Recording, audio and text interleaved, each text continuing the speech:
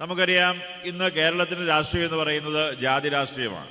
പലപ്പോഴും NDA അല്ലെങ്കിൽ BJP എന്ന് പറയുന്ന ലോകത്തിലെ ഏറ്റവും വലിയ പാർട്ടിയെ പോലും ഇവിടെ വ്യാഖ്യാനിക്കുന്ന കേരളത്തിൽ എങ്ങനെയാണ് നമ്മൾ വലിയ ജാതി സ്പർദ്ധ ഉണ്ടാക്കുന്ന രാഷ്ട്രീയ പാർട്ടിയാണ് എന്നാണ് ഇവരൊക്കെ പറയാൻ വേണ്ടി ശ്രമിക്കുന്നത്.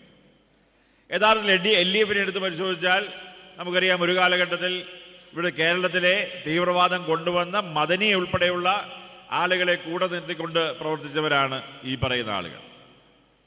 അത് UDF എടുത്താലും വളരെ വ്യക്തമായിട്ടുള്ള മുസ്ലിം ലീഗ് എന്ന് പറയുന്ന അവരുടെ പാർട്ടിയിൽ നിന്നുള്ള നമുക്കറിയാമല്ലോ, കഴിഞ്ഞ ദിവസം നമ്മുടെ വഖഫ് ബോർഡുമായി ബന്ധപ്പെട്ട് കൊടുത്തിട്ടുള്ള സുപ്രീം കോടതി കൊടുത്തിട്ടുള്ള അഫിഡവിറ്റിൽ വളരെ വ്യക്തമായി അവരെഴുതി വെച്ചിട്ടുള്ളത് മുസ്ലിം ലീഗ് എന്ന് പറയുന്നത് മുസ്ലിം സമുദായത്തിന് വേണ്ടിയിട്ടുണ്ടാക്കിയ അതിൻ്റെ ഉന്നമനത്തിന് വേണ്ടി നിൽക്കുന്ന രാഷ്ട്രീയ പാർട്ടിയാണ് എന്ന് വളരെ വ്യക്തമായി അവർ കൊടുത്തിട്ടുള്ള അഫിഡവിറ്റിലുള്ളതാണ്, സുപ്രീം കോടതി കൊടുത്തതാണ്. അങ്ങനെ യഥാർത്ഥ രാഷ്ട്രീയ പാർട്ടി ഈ പറയുന്ന മുന്നണികളെല്ലാം ജാതീയ രാഷ്ട്രീയം മാത്രം കളിക്കുമ്പോൾ യഥാർത്ഥത്തിൽ ഈ കഴിഞ്ഞ 12 വർഷക്കാലം കൊണ്ട് ശ്രീ നരേന്ദ്രമോദി ഇന്ത്യയെ ഭരിച്ചപ്പോൾ നമുക്കുണ്ടായിട്ടുള്ള അനുഭവം അവരുടെയും നമ്മുടെയും ഒക്കെ മുമ്പിൽ നിൽക്കുകയാണ്.